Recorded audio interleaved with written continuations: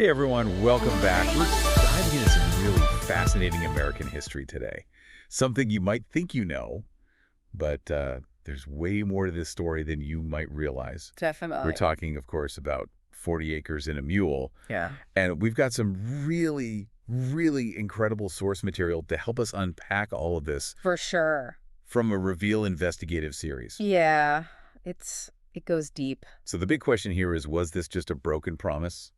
Or was it something more than that? Right. Let's find out. Yeah, let's get into it. All right.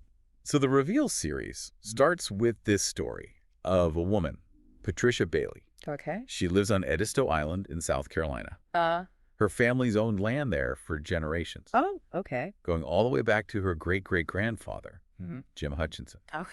who was formerly enslaved. Got it. So, like, right away you think, okay, this is probably a 40 acres and a mule success story, right? Yeah, you would think. You'd think. So set us straight here. What's the historical context? All right.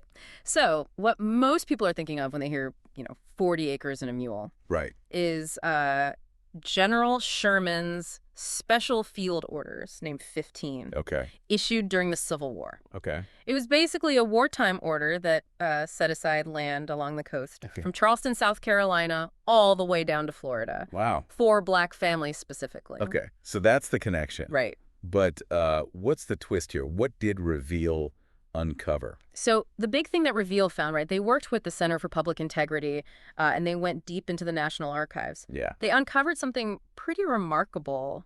This program wasn't just like, a fantasy, a pipe dream. Yeah. It actually happened. What? They found records showing over 1,200 formerly enslaved people actually received land. Whoa. Through this program. So it wasn't just a broken promise then? No. It's more complicated than If that. over 1,200 people actually got the land, how come we don't know about this? Right. And what about Patricia Bailey's family? Yeah.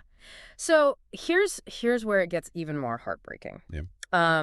The investigation found that a lot of these families, including Patricia Bailey's great-great-grandfather, Jim Hutchinson, they had their land taken away. No way. Yeah. It wasn't just like, oh, the government didn't follow through. It was a very short period of land ownership. Wow. And then systematic dispossession.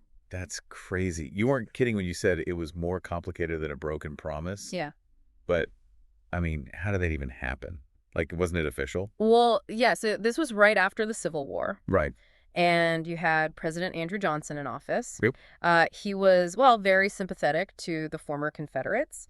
And he actually pardoned a lot of them, which basically allowed them to challenge a lot of the progress that had been made and basically undermine Sherman's orders and returned confiscated land to, former white landowners. That's infuriating. Like, it sounds deliberate.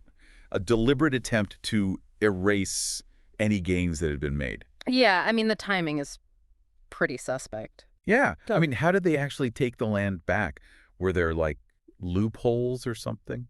Yeah, so there were, a ton of legal challenges, a ton of bureaucratic nightmares. Right.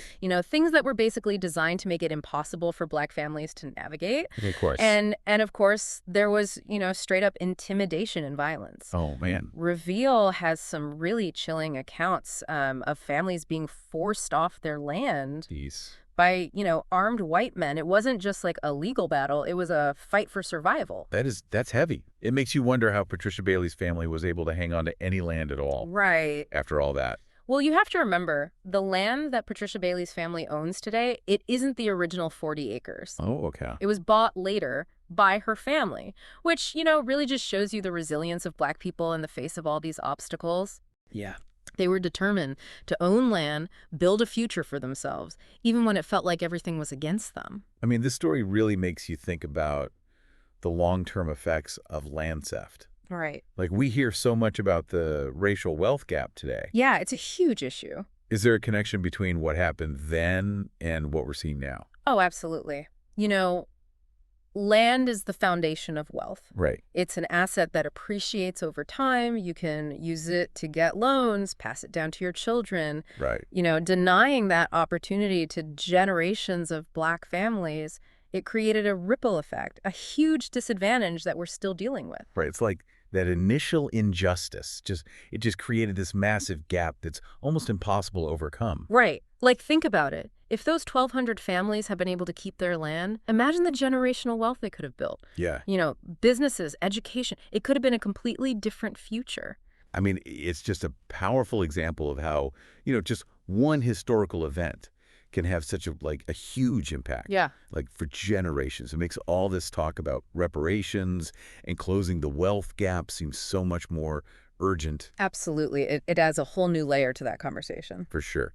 So 40 acres and a mule wasn't just this empty promise. Yeah. It was a reality for some. Right. And then it was followed by, these deliberate efforts to take it away. Yeah. Just a tragic story that really highlights the roots of racial inequality in America. Yeah. And it makes you think about what could have been. Right. What if those families had been able to keep their land? Yeah.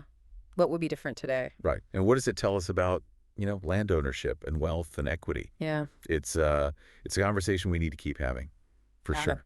If anyone wants to dive even deeper into all this, I highly recommend checking out the full Reveal series. It's pretty incredible. It's an eye-opener. Definitely. All right, that's all the time we have for today. Thanks for listening, everyone. Thanks. See you next time. Okay.